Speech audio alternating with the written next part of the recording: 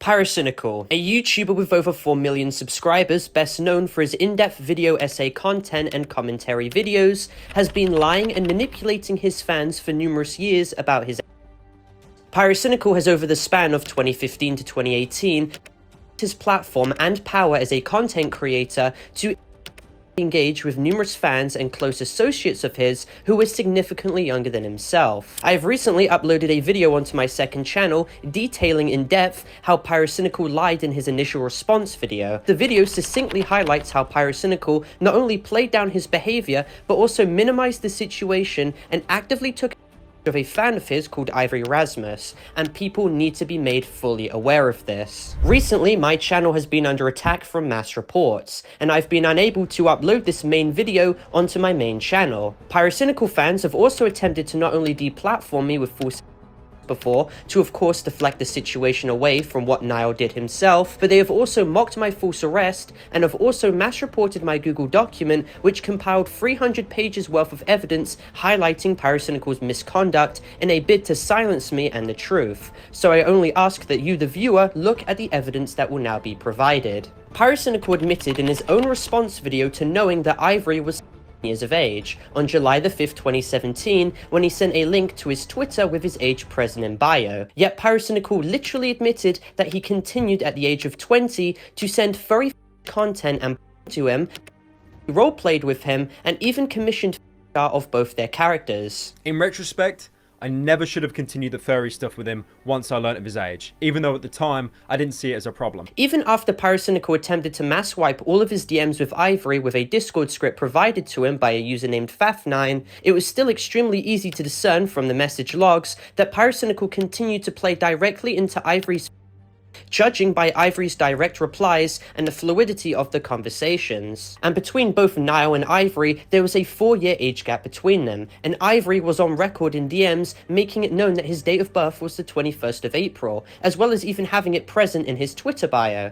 And despite using the age of consent excuse which Niall did, it was illegal regardless for Pyrocynical to have sent to him, as Ivory is in the state of Pennsylvania. Also, the age of consent does not now morally justify an age gap as disparaging as the one between both Ivory and Pyrocynical. Not only is there a distinct power imbalance due to the YouTuber and fan dynamic which Niall played into, but there is a massive maturity difference in play as well. Legally, age of consent is 16 in both my country and his state. I didn't consider the age gap significant enough because what we were talking about and doing was so far removed from actual.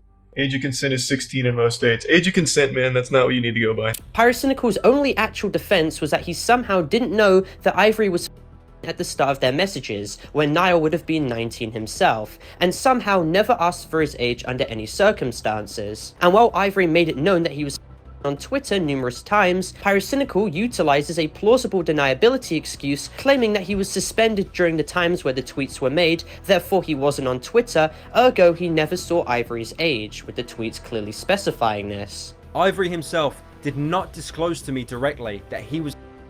They then provide a list of Ivory stating his age multiple times on Twitter, so if I'm so sure that I didn't know he was, how would I have missed this? He never once disclosed the fact that he was at the time these exchanges commenced. He didn't include his age in his bio until he was. But I was not on Twitter between the 28th of December 2016 until the 29th of June 2017, as I was suspended. However, this entire alibi is a lie. Pyrocynical was on Twitter and referenced it for information many times in videos created in the time period where he claims he wasn't on the site. The only tweet I could find that had any relevance: guys, I go for a few days on Holy Day, so I can't upload. I'm sorry. Have a nice day, guys. I don't know why. If you go on YouTube's Twitter, their bio says, lol, watch this. Pyrocynical also directly engaged with and saw Ivory's tweets during the same time period too, contradicting his own defense and narrative. Even worse for Niall was the fact that he claims he only knew Ivory to be a as of July the 5th, 2017, when he had his age present in his Twitter bio. But there is a massive hole in this defense. Ivory, in numerous circumstances, made it known that he had school, they had classes, and that his mum wouldn't even give him presents until his school year was over. Ivory also made it known on May the 6th, 2017, a whole 2 months before July the 5th, 2017, that he would need a fake ID in order to get into an adult bar to get access to when he met up with Niall in the UK. In all these collective instances, Pyrocynical should have clearly discerned that Ivory was most likely, and any reasonable person, if they didn't know the age of the person that they were messaging, which is what Pyrocynical is claiming,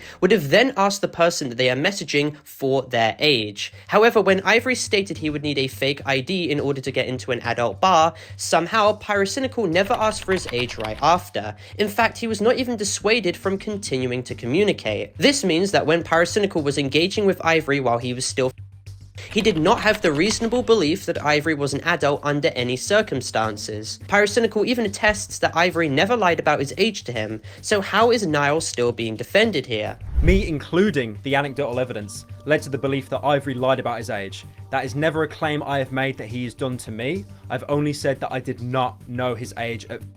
Pyrocynical also regularly referenced Ivory as a and small boy in DMs, and numerous close associates to Ivory came out attesting that he never lied about his age and that Pyrocynical knew that he was.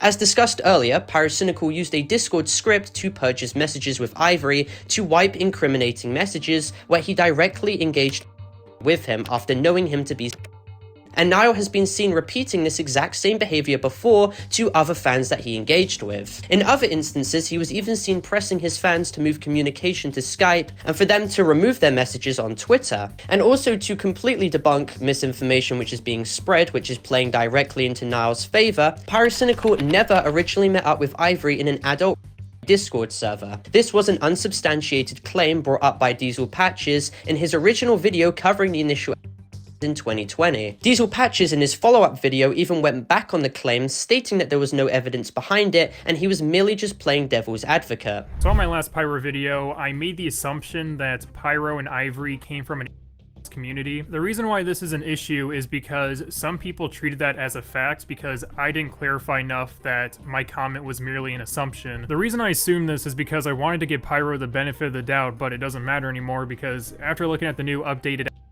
it's pretty clear that he's in the wrong. However, despite this, many Pyrocynical fans still to this day attempt to utilize this excuse. In reality, Ivory and Pyrocynical met in Solid Shibe's Discord server, and they first came into contact on November the 10th, 2016. It was not an adult-based Discord server, it was a community server that he fostered. Now, Pyrocynical's girlfriend, Ida, was also seen at the time victim-blaming Ivory after his initial call-out tweet, as well as defending the extremely concerning age gap and acknowledging that Ivory was at the time, clearly showing that she knew. This was also corroborated by 2017 Discord logs between both Ivory and Ida, where Ivory made his age known directly to her. And proof has been provided corroborating the veracity of these messages and clearly establishing that this was indeed Ida. Now, Pyrocynical's only excuse in response to this was that he simply was not close to Ida during 2017, and she had no incentive as to discuss Ivory's age with him, as they only dated in 2019. I was not in a relationship with Ida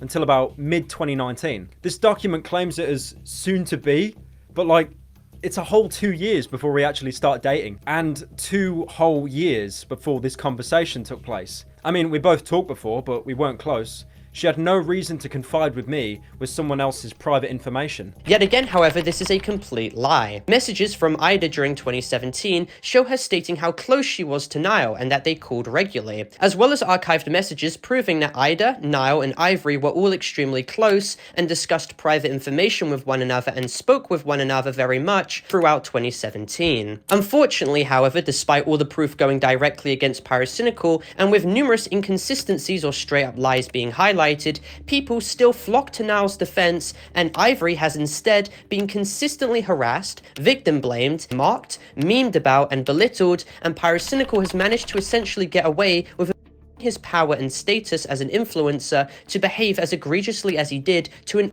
fan of his, which is disgusting. Pyrocynical also openly lied to and manipulated his fanbase for numerous years, claiming that the French girl never existed, but she did. Pyrocynical dated a French girl named Luann who operated the Twitter account Demoria67 when she was and he was 18 in late 2015. Between them, there was a 4-year, 2-month age gap to which she attested on in an interview.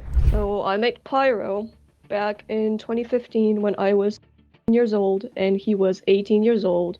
In the course of this 2 weeks, again, just for the internet's sake, what were the ages? Still in 18.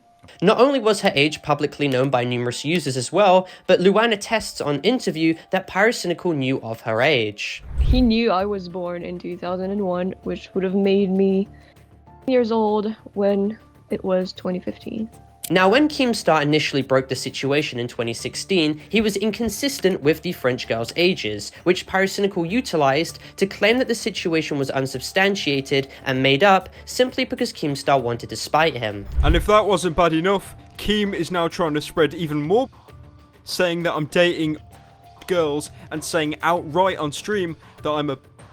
Pyro was trying to hook up with a year-old girl from France, alright? That he was technically like a or weirdo or something, right? This story is total...